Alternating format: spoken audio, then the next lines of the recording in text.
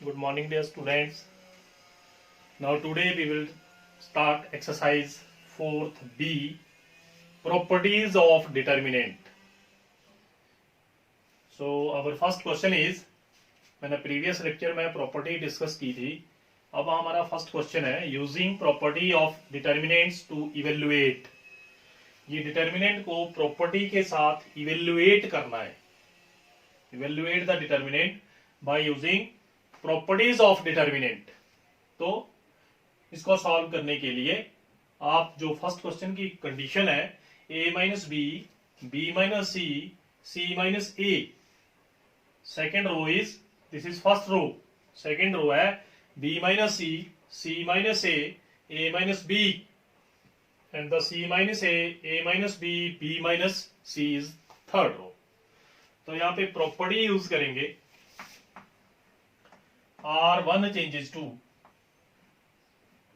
R1 plus R2 plus R3, या फिर आप इसमें ऑपरेशन लगा सकते हैं C1 plus C2 plus C3. C1 changes to C1 plus C2 plus C3 भी कर सकते हैं.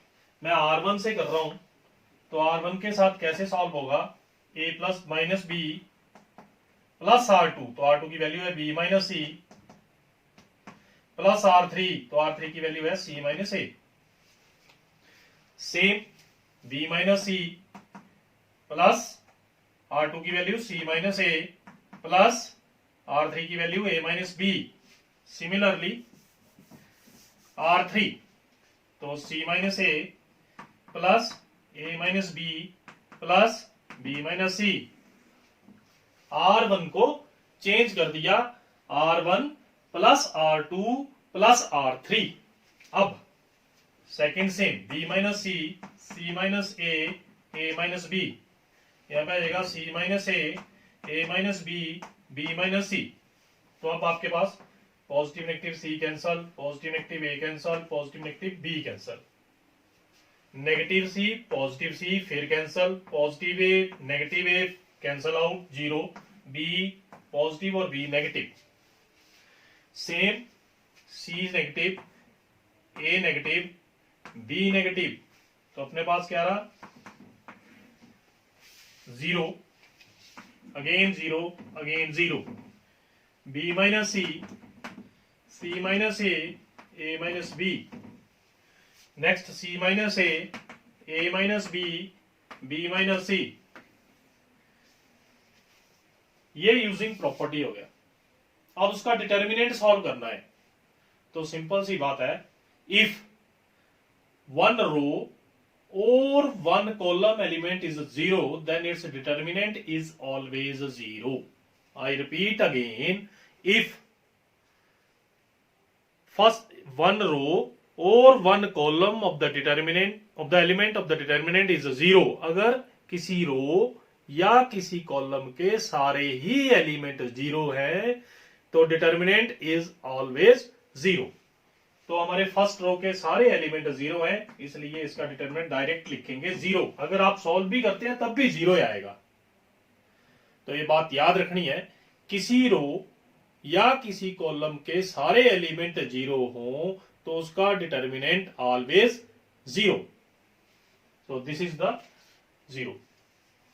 अब यही क्वेश्चन सेम हम ऑपरेशन C1, C2, C3 से भी सॉल्व कर सकते थे. अब चाहे R1 plus R2 plus R3, मैंने इसमें प्रॉपर्टी यूज की है रो 1 प्लस रो 2 प्लस रो 3. तो ये रो 1 है हॉरिजॉन्टल लाइन, ये रो 2 थी, ये रो 3 है, तो मैंने इनको ऐड कर दिया A minus B plus B minus C plus C minus A, फिर B minus C plus C minus A plus A minus B, फिर C minus A minus B plus B minus C, और cancel कर दिए, एक सारा ही 0 आ गया. Then its determinant is always 0.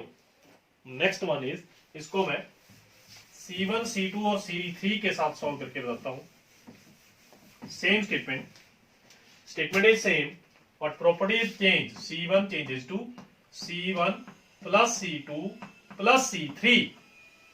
पहले यही क्वेश्चन हमने रो के साथ किया, अब इसी क्वेश्चन को हम C के साथ सॉल्व करेंगे, C1 plus C2 plus C3 के साथ. तो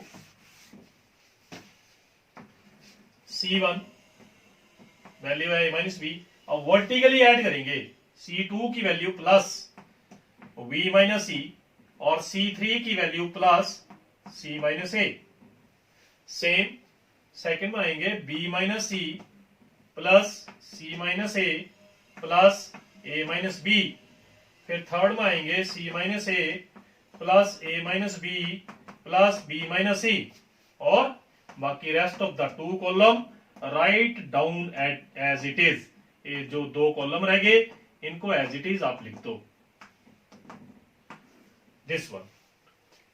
तो अब क्या होगा, पॉजिटिव ए और नेगेटिव ए फिर cancel, negative B positive B again cancel, negative C positive C फिर cancel.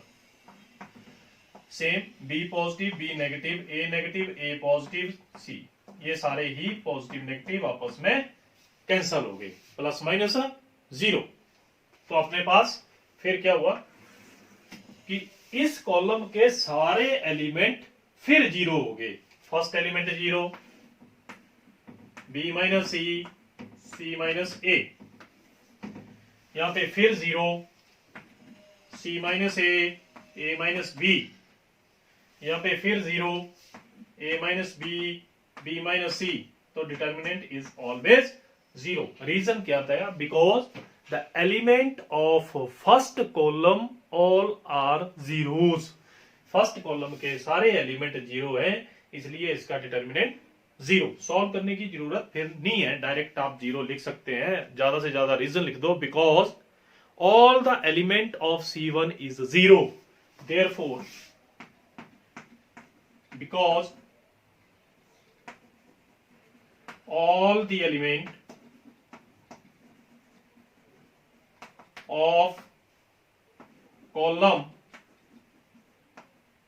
first is zero. Actually there is no need to write the reason. यहाँ पे रीजन लिखने की भी कोई जरूरत नहीं है, पर फिर भी आपको समझाने के लिए बता रहा हूं कि अगर किसी एक एलिमेंट, किसी एक रो या किसी एक कॉलम के एलिमेंट जीरो होते हैं तो उसका determinant always zero. This is the properties. So ये by using property of determinant question solve करना था। One more question next is again second part of this question. Statement is almost same. By using help of property find the determinant. So question is second part, 2 again 2 again 2. This is first column. मैंने इसको column wise लिखा है। Vertically line are called column A B C. This is second column A B C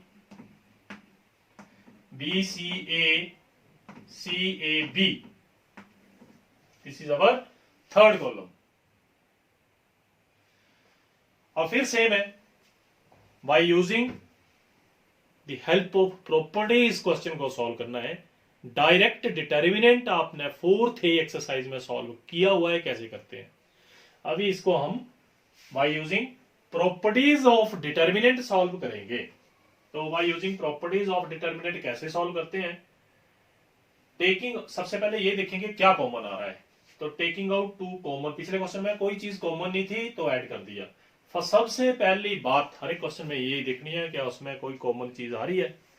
अगर आ रही है तो वो common लेनी है। इसमें से 2 कॉमन आ रहे हैं C1 में से, तो हम लिखेंगे टेकिंग आउट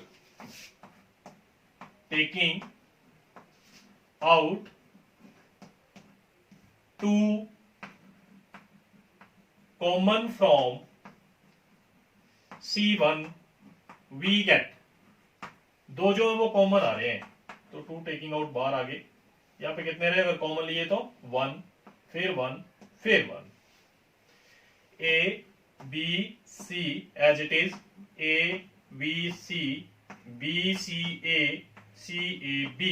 इसका भी एक ही मीनिंग है ABC, क्योंकि यहाँ पे ABC लिखा हुआ है या BCA मल्टीप्लाई में है या CAB, तो मतलब ABC ही है। तो taking out again ABC common from C3। Next step में हम लिखेंगे टेकिंग आउट यहां लिख रहा हूं taking out A B C common from C3 we get C3 से आप ABC को कॉमन ले लो तो 2ABC और C3 में क्या रह गया 1 एज इट इज, C2 भी एज इट इज और C3 में अगेन 1 क्योंकि ABC कॉमन ले ली। अब इसका डिटर्मिनेंट फिर से सॉल्व करेंगे तो बाय यूजिंग प्रॉपर्टी सॉल्व करेंगे। अब प्रॉपर्टी क्या है, इफ मैंने कल बताया था प्रॉपर्टीज में 2 रो और 2 कॉलम आर आइडेंटिकल, कोई 2 रो या कोई 2 कॉलम के एलिमेंट अगर सेम है then its determinant is always 0, तो उसका डिटर्मिनेंट भी ऑलवेज 0 है। तो यहां लिखेंगे C1 and C3 are identical, identical means same, then its determinant is 0, तो हम लिखेंगे 2ABC multiply 0 is equal to 0. So this is our second part of question number 1/4 B exercise in modern ABC. Modern ABC की book में 4th B exercise का ये अपने पास second part था। तो सेकेंड पार्ट में भी मैंने आपको फिर रिपीट कर रहा हूं। सबसे पहले क्वेश्चन को देखिए और उसमें ये देखना है कि क्या कॉमन आ रहा है। तो इसमें मेरे पास 2 कॉमन आ रहे थे, यहां पे ABC कॉमन आ रही थी और बोथ आर आइडेंटिकल, C1 और C3 आइडेंटिकल हो गए। आइडेंटिकल का प्रॉपर्टी में मतलब बताया था सेम हो गए, तो it means determinant is 0। Now next one more is part number 3, question number first. Now in the first question, part 3 is x plus y, y plus z, z plus x, z x y 1 1 1। तो फिर same question है। अब मैंने सबसे पहली बात आपको बताई है कि कॉमन कुछ आ रहा है, इसमें कोई चीज कॉमन नहीं आ रही है, ना तो कॉलम है और ना ही रो में। अगर कॉलम नहीं कॉमन नहीं आ रहा है तो आप देखेंगे उसमें कुछ ऐड करेंगे, कुछ सब्ट्रैक्ट करेंगे, कोई मल्टीप्लाई करेंगे, यही प्रॉपर्टीज ऑफ डिटर्मिनेंट है। तो अब सबसे पहले ऐड देखिए, मैं यहां पे ऐड कर दूं R1 प्लस R2, तो मेरे पास आएगा x plus Y plus Z, यहां पे आएगा y plus Z plus X, z plus X plus Y. मतलब क्या प्रॉपर्टी यूज होगी, R1 changes to R1 plus R2। We get R1 को चेंज करके लिखेंगे R1 प्लस R2। R1 क्या चीज है, first row, horizontal line are called rows, ये फर्स्ट रो आपके पास R1 है। तो R1 को चेंज करेंगे आप और यहां पे लिखेंगे x plus Y plus Z, और यहां पे आएगा y plus Z plus X, और आगे आएगा z plus X plus Y, और नीचे सेम z x y 1 1 1। अब क्या हुआ, x plus Y plus Z, Y plus Z plus X, एक ही बात है। प्लस में x plus Y plus Z लिखो, y plus Z plus X लिखो, या z plus X plus Y लिखो, same thing, x plus Y plus Z. So taking out, यहां से कॉमन आएगा, अब कॉमन लेना है, taking out x plus Y plus Z common from R1। R1 से आप x plus Y plus Z को कॉमन ले लेंगे, तो x plus Y plus Z taking out common, और यहां पे क्या रह गया 1 1 1, यहां पे रह गया z x y और फिर 1 1 1। तो आपके पास R1 और R3 आर आइडेंटिकल, फिर सेम हो गए, R1 and R3 are identical. तो if 2 rows are identical then its determinant is 0।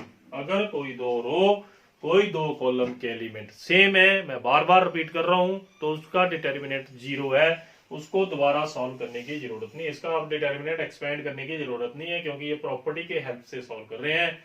If two row या टू कॉलम के एलिमेंट सेम है, then its determinant is always 0, उसका डिटर्मिनेंट हमेशा 0 होगा। Next is part number 4। Part number 4 is fourth नहीं, B का first part करता हूं। Fourth is for homework 102 18 36 1 3 4 17 3 6। तो मैंने आपको बात बताई थी कि सबसे पहले आपने यही देखना है व्हाट इज कॉमन, कॉमन क्या आ रहा है। सो taking out 6 common from R1, R1 से 6 कॉमन लीजिए, तो यहाँ पे 17, यहाँ पे 3 और वहां पे 6, और फिर R1 और R3 आइडेंटिकल, और determinant is again 0। So taking out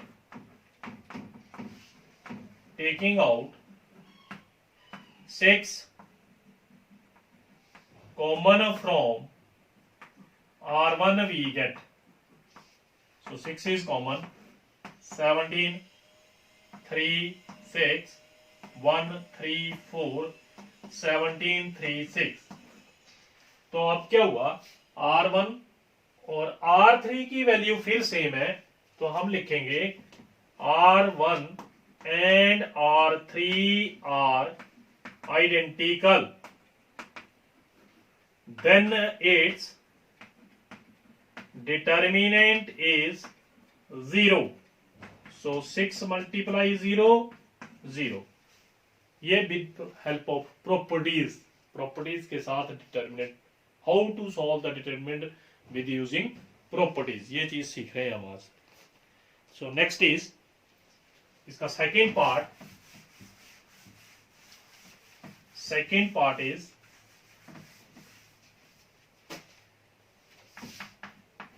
2 3 1 4 6 2 1 3 2। तो फिर वही बात है, मैंने आपको बार बार रिपीट कर रहा हूं कि फर्स्ट थिंग इज, सबसे पहले यही देखेंगे कि what is common, R1 R2 R3 C1 C2 C3। So in this question taking out 2 common from R2, इस क्वेश्चन में 2 R2 से कॉमन ले लो। तो टेकिंग आउट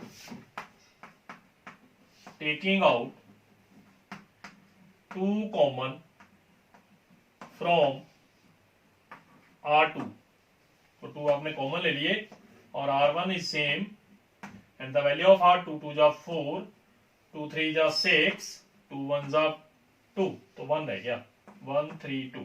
तो क्या हुआ, R1 and R2 again identical, R1 and R2 are identical, then its determinant is 0। फिर इसका डिटर्मिनेंट क्या होगा, 0। तो आंसर इज 0। अगर कोई दो रो और कोई दो कॉलम के एलिमेंट सेम है, then its determinant is always 0। So this is properties of determinant. ठीक।